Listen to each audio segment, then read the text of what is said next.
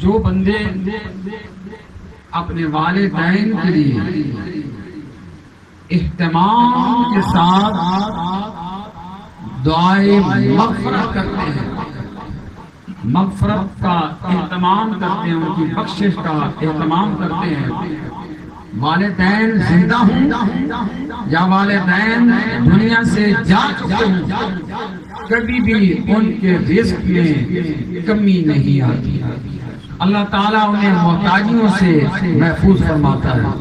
اور پھر دیکھو جب والدین زندہ ہوں ان کی خدمت کیا کرو، ان کے پاؤں دبایا کرو، ماں کے پاؤں دبایا کرو اور ان کے چہرے کی زیارت کیا کرو، کہیں وہ وقت نہ آ جائے کہ ماں کو یا باپ کو ملنے کے لیے قبرستان جانا پڑ جائے، اس دن کا انتظار نہ کرو۔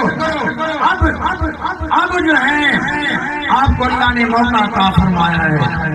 حضور کی خدمت میں ایک صحابی رسول حاضر ہوتا ہے، آپ کہتا ہے یا رسول اللہ میں جہاد میں جانا چاہتا ہوں، میرے محبوب نے فرمایا احج الوالدین، کیا والدین زندہ ہیں؟ آپ کی ہاں یا رسول اللہ زندہ ہیں۔ فرمایا جا ان کی خدمت کر، اللہ تعالیٰ تمہیں اس میں جہاد کا اجر عطا فرمائے گا۔ رج رج دیکھو منہ نہ سجنادا کیو ویلا نہ آسی ہاتھ بھی میاں موئے ول دے لی اکھاں رومن بھاویں رت دے میاں۔